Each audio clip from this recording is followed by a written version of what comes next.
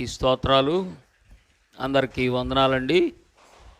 ఈ నూతన సంవత్సరపు వాగ్దానాన్ని మొదటిగా మనం చదువుకుందాం. ద్వితీయోపదేశకాండం 7వ అధ్యాయం 13వ వచనాన్ని చదువుదాం. ఆయన నిన్ను ప్రేమించి ఆశీర్వదించి అభివృద్ధి చేసి నిన్ను దీవించెను. మధ్యలో ఉన్నటువంటి మాటలన్నీ ఇంకా దేవుని యొక్క కృపలో మనం అడిగే ప్రతిదాన్ని కూడా దేవుడు మనకి అనుగ్రహించే దేవుడుగా మన దేవుడున్నారు. కనుక దేవుని వాక్యంలో మనం చూస్తున్నట్లుగా ఈ వాగ్దానం మన వినికిడిలో ఈ సంవత్సరం అంతట్లో మనకి దీవెనకరంగా చేసి ఆశీర్వదించినట్లు అందరం గంభీరంగా బిగ్గరగా దేవునికి స్తోత్రాలు చెల్లించుదాం. హల్లెలూయా, హల్లెలూయా, హల్లెలూయా. సంవత్సరం అంతా ఇదే విధంగా దేవునికి స్తోత్రాలు చెల్లించే విధంగా నా నోరు తెరుచునుగాక అని మీరే గట్టిగా దేవునికి స్తోత్రం చెల్లించుదాం. మీకు అర్థమైందిగా నేను చెప్పిన మాట? చూడండి, దేవుడు ఇశ్రాయేలు ప్రజల పక్షంగా చేసిన వాగ్దానాలలో ఈ వాగ్దానం ఒకటి. బాగా వాక్యాన్ని గమనిస్తే మనుషులు కోరుకునేదంటూ ఏదన్నా ఉంటే ఆ వాగ్దానాల్లో, ఆ ఆశీర్వాదాల్లో ఇంతకంటే ప్రాముఖ్యమైనవి మనం చూడలేము. చూడండి, మనుషులందరూ కోరుకునే ఒక ప్రాముఖ్యమైనటువంటి ఒక శ్రేష్టమైన విషయం ఏంటంటే ప్రేమ. మనుషులందరికీ కావాలి. చిన్న పిల్లలకు కూడా ప్రేమ కావాలి. నేను పిచ్చి ప్రేమల గురించి చెప్పట్లా. వాళ్ళ అమ్మా నాన్న పిల్లల్ని ప్రేమించాలని కోరుకుంటారు. ఏమండి, వాళ్ళ అమ్మ వాళ్ళకి ముద్దు పెట్టడం అంటే ఎంతో సంతోషం. వాళ్ళు ఎంతో ఇష్టపడతారు. ముద్దులు కావాలా గుద్దులు కావాలా అని పిల్లల్ని అడిగితే ఏం చెప్తారు? గుద్దులు కావాలా? ఏమండి, ఎవ్వరు కోరుకోరు. మా అబ్బాయిని అడిగాను అనుకోండి, అంటాడు. చూడండి, దేవుని ప్రజలు దేవుని యొక్క ఉద్దేశాల్లో నుంచి దేవుడు అనుగ్రహించే అనుగ్రహం ప్రేమ. దేవుడు మరి మనల్ని ప్రేమించాలనే ఆశ కలిగి ఉన్నాడు. మనుషుల్ని మనం ప్రేమించాలి అని చెప్తే వాళ్ళు అనేక రకాలైనటువంటి వాళ్ళ ఉద్దేశాలు వాళ్ళు చెప్తారు, కండిషన్స్ పెడతారు. మరి నేను నిన్ను ప్రేమించాలంటే ఇలా ఉండాలి, నువ్వు ఇది ఉండాలి, నీకు ఇది ఉండాలి, నీకు డబ్బులు ఉన్నాయా? ఏమండి, మనుషులు అందం ఉందా? 6 అడుగులు ఉన్నావా నువ్వు? మనుషుల్ని ప్రేమించాలంటే ఇంకా మంచి బట్టలు నాకు కొనిపిస్తావా? మంచి తిండి పెడతావా? బాగా నెలకు 1,00,000 రూపాయలు నీకు ఉందా ఇవ్వటానికి? అసలు నీ బ్యాక్గ్రౌండ్ ఏంది? మీ క్యాస్ట్ ఏంది? ప్రేమించాలంటే మీ క్యాస్ట్ ఏంది? ఏమండి, మీ రిలీజియన్ ఏంది? ఏముంది మీకు అసలు? నీకేముందో చెప్పు ముందు. సొంత ఇల్లు ఉందా? ఏమండి, ఈరోజు ప్రేమించడానికి ఎన్నో ఆలోచనలు, స్నేహానికి కూడా ఉంది. మరి మనం గమనిస్తే ఈ ప్రేమ ఈ లోకంలో మనుషులు అనేక మంది అనేక విధాలుగా కోరుకుంటున్నారు. దాని యొక్క విలువ తెలుసుకోకుండానే కోరుకుంటున్నారు. ఒక్కొక్కళ్ళు ఒక్కొక్క విధంగా ప్రేమిస్తున్నారు. కానీ దేవుని ప్రేమ చూడండి, ఆయన నిన్ను ప్రేమించి, ఏ ప్రేమ అయింది? ఆయన ప్రేమకి కండిషన్స్ లేవు. ఆయన ఎంతవరకు ప్రేమిస్తాడు అంటే ఇంత అనేమీ లేదు. ఆయన ప్రాణం పెట్టేంతగా ప్రేమించాడు. ఇంకా పైన కూడా అంతేనండి. ప్రాణం పెట్టేప్పుడో అయిపోయింది. ప్రాణం పెట్టి అయిపోయినా కానీ ప్రేమిస్తానే ఉన్నాడు. ఆయన ప్రేమ అతీతమైన ప్రేమ, అంతులేని ప్రేమ, అపరిమితమైన ప్రేమ, అతీతమైనటువంటి ప్రేమ. దానికి అసలు ఎల్లలు లేవు. ఇక్కడ దాకా ఈ ప్రేమకి ఉంటుంది అని లేదు. మనం నిజంగా తల్లిదండ్రుల ప్రేమని చూస్తే దేవుడి ప్రేమని మనం చూడలేకపోయినా తల్లిదండ్రుల ప్రేమలో కొంత మనం చూస్తాం. తల్లిదండ్రులు ప్రేమిస్తారు కదండి, ఎంతో చక్కగా ప్రేమిస్తారు. ఆ ప్రేమ మరి కొంత దేవుని యొక్క ప్రేమను చూపించగలదు. అయితే దేవుని ప్రేమ అతీతమైన ప్రేమ. ఈరోజు మనం దేవుని ప్రేమను గనక మనం పొందగలిగితే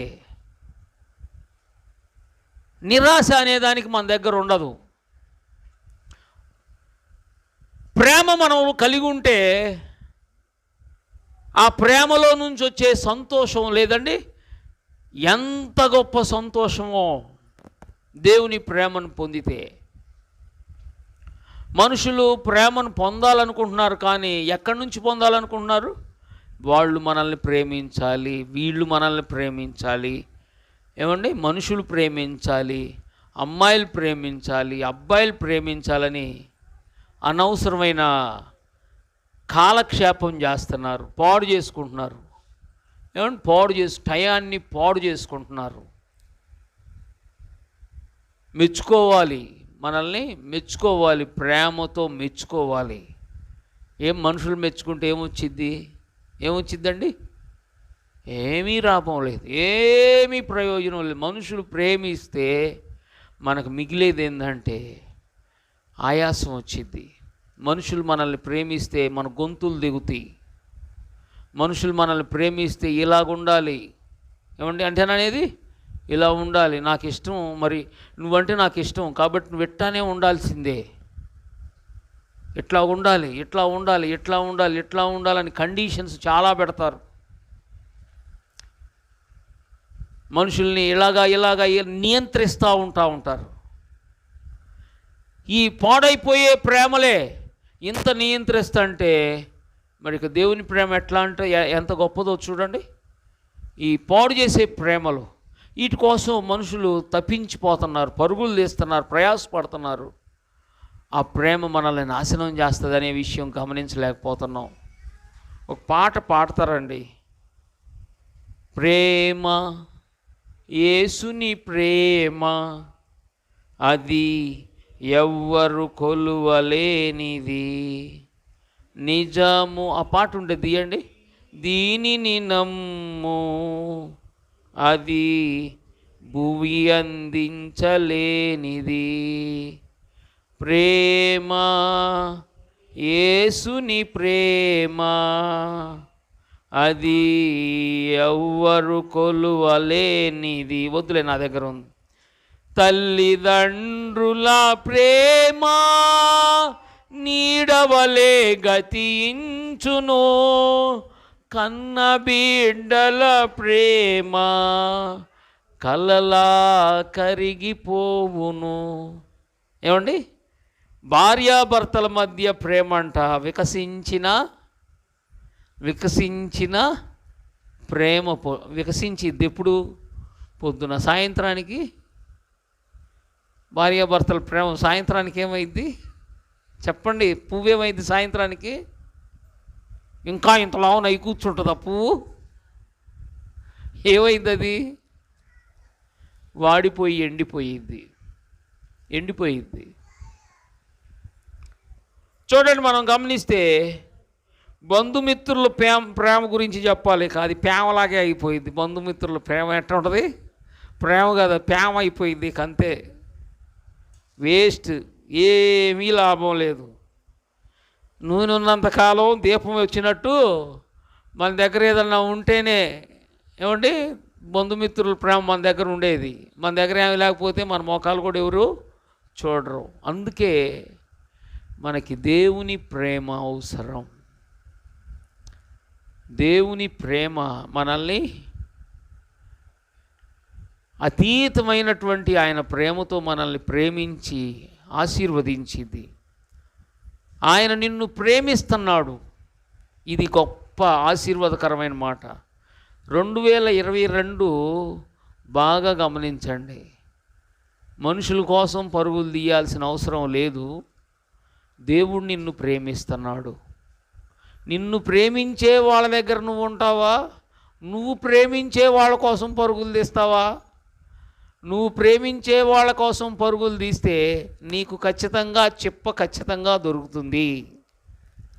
మనుషులు ఏమిస్తారండి మనకి? ఏముంటుంది, వాళ్ళకే చాలలేదు, మనకేమిస్తారు కదా. ప్రేమలో సమస్తమైన ఈవులు ఉన్నాయి. ఆ ప్రేమ కరెక్ట్గా ఇచ్చే ఆ ప్రేమ స్వరూపు ఎవరండి?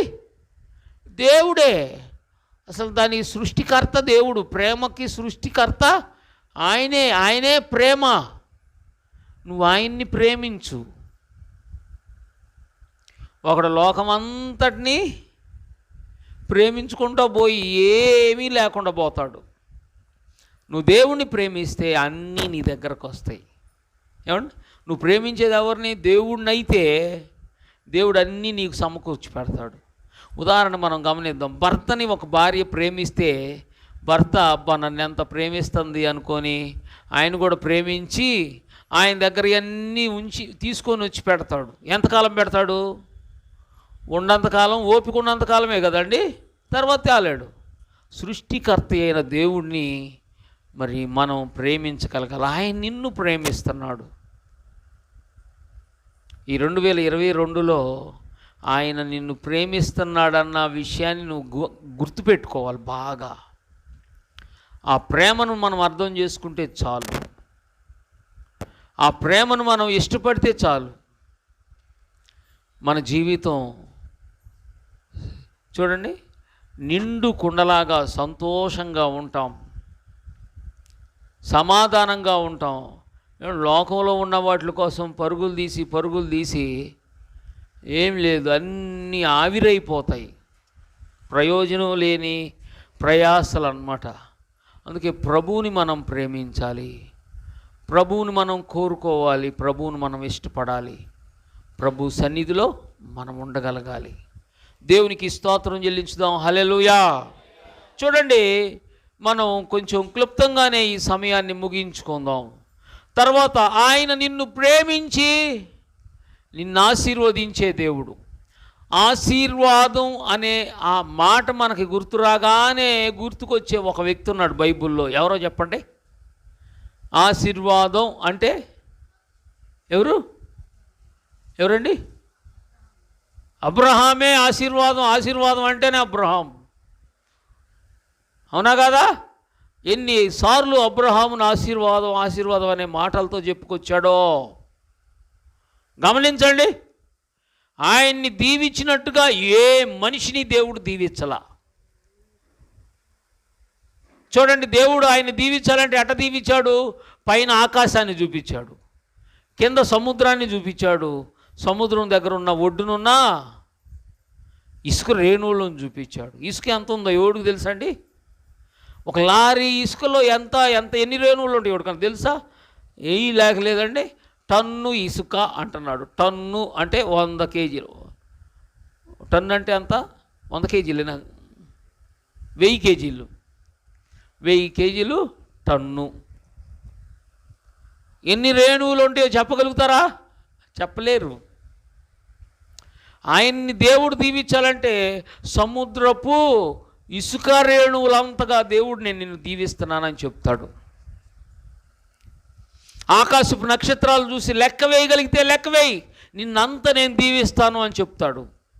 చూడండి, ఆ దేవుడే నీతో అంటున్నాడు, ఆయన నిన్ను ప్రేమించి ఆశీర్వదిస్తాను. 2022లో దేవుడు నిన్ను ఆశీర్వదించాలని కోరుకుంటున్నాడు.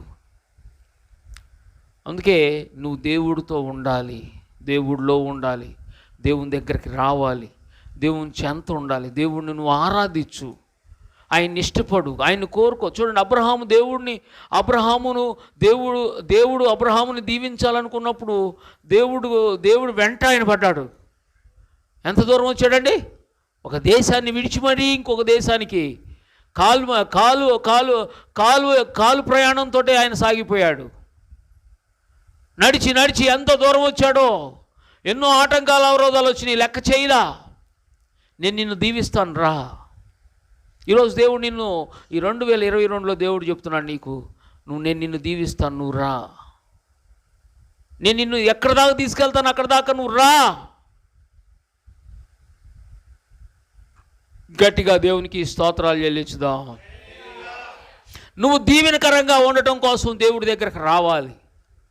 మన మీద ఎన్నో శాపాలు, 2021 శాపాలు మనల్ని ఈడ్చుకొని పీడించిని, రోగాలతో కూడినటువంటి అంటు రోగాలు, ఘోరమైన రోగాలు, ఇవన్నీ మనం అధిగమించడానికి నువ్వు దేవుడి దగ్గరకు రావాలి, దేవుడితో ఉండాలి. ఏమండి, అన్ని ఆటంకాలు నువ్వు అధిగమించి రాకపోతే నిన్ను అణిచివేస్తాయి సమస్యలు, రోగాలు, కష్టాలు, బాధలు.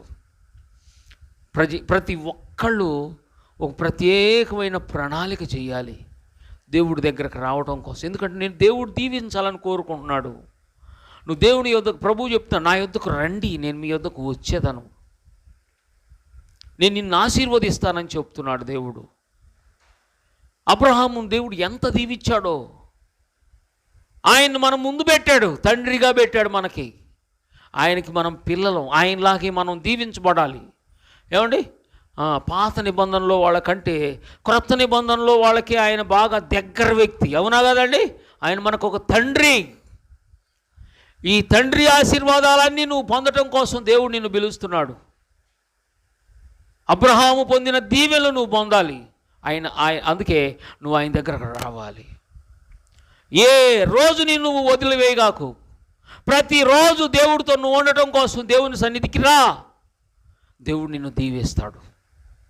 గమనించు, ఈ సంవత్సరం చూడండి, ప్రారంభంలో చెప్పబడుతున్న ఈ మాట తుది వరకు నిన్ను పట్టుకొని వెంటాడుతూ నిన్ను ఆశీర్వదిస్తూ వస్తూ ఉన్నటువంటి ఈ మాటని నువ్వు గమనించు. నువ్వు సాక్ష్యం చెప్తావు ఖచ్చితంగా. వచ్చే చూడండి, ఈనాటికి దేవుడు నిన్ను దీవించే ఆ ప్రత్యేకమైనటువంటి ఆ సమయాన్ని బట్టి నువ్వు ఖచ్చితంగా, ఒకవేళ గత సమయాన్ని నువ్వు మౌనం వహించి ఉంటామేమో, రాబోయే రోజు దేవుడు నిన్ను దీవించాడని సాక్ష్యం చెప్తావు. నువ్వు ఆయన దగ్గరకు వచ్చినప్పుడు, ఆయన యొక్క వాగ్దానాన్ని నువ్వు స్వతంత్రించుకున్నప్పుడు దేవుడు నిన్ను దీవించావన్న ఆ సత్యాన్ని బట్టి నువ్వు మౌనంగా ఉండకుండా, సాక్ష్యం చెప్పకుండా ఉండలేవు. దేవుడు నిన్ను దీవిస్తాడు, ఆశీర్వదిస్తాడు. ఎంత? అబ్రహామును దీవించినట్లు. ఎన్నో కష్టాలు వచ్చినాయి, ఎన్నో ఇబ్బందులు వచ్చినాయి. ఆయన దేవునికి నిబంధన చేసుకుంటా, ప్రతిష్ఠించుకుంటా, ప్రభు కోసం నిలబడతా ఆయన వచ్చాడు. నువ్వు కూడా ఆయన కోసం సాగిపోవాలి. ఎన్నో ఆటంకాలు వచ్చినా, ఆయన ఎన్నో ఇబ్బందులు పడ్డాడు, అయినా కానీ అన్నింటిని అధిగమించి దేవుని సన్నిధిలోకి వచ్చాడు. నువ్వు రావాలి. చూడండి, 3వ మాట అభివృద్ధి చేసి అనే మాట మనం చూస్తున్నాం.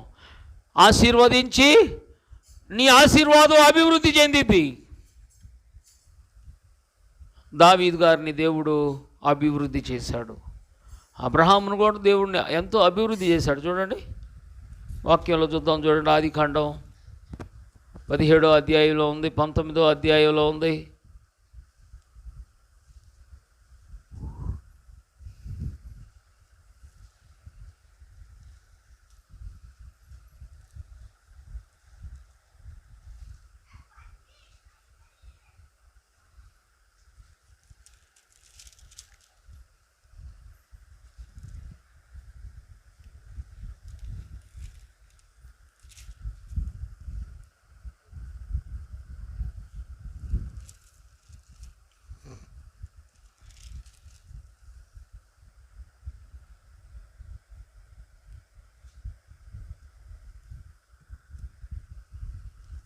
చూడండి, 17వ అధ్యాయం 2వ వచనం చదువుదాం.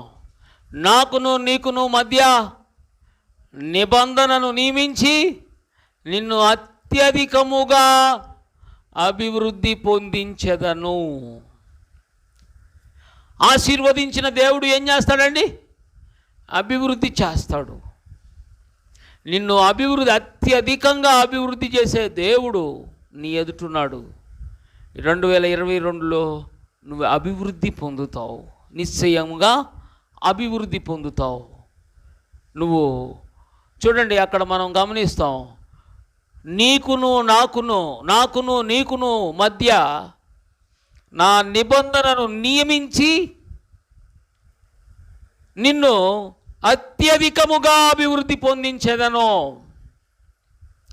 నిబంధన, కవెనెంట్ అంటారు. నిబంధన అంటే చూడండి, ఒక ప్రత్యేకమైనటువంటి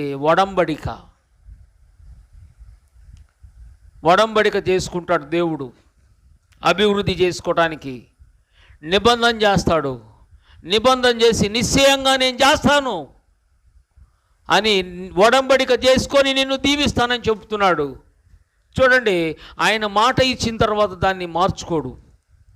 అందుకే మనం ఏం చేయాలి ఈ రోజున? చూడండి, ఇది మొదలుకొని మనం దేవుని దగ్గరికి రావటానికి పూనుకోవాలి, దేవుడితో నిబంధన చేసుకోవాలి. ఒకప్పుడు మీరు చూడండి, ఇదే ఆదికాండంలో ఒకతను నిబంధన చేసుకుంటాడు. వాక్యంలో గమనిస్తే చూడండి, 28వ అధ్యాయం అనుకుంటున్నాను,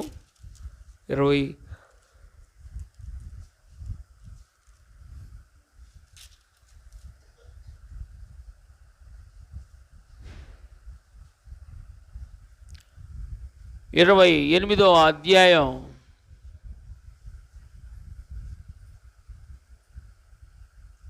18వ వచనం చదువుదాం.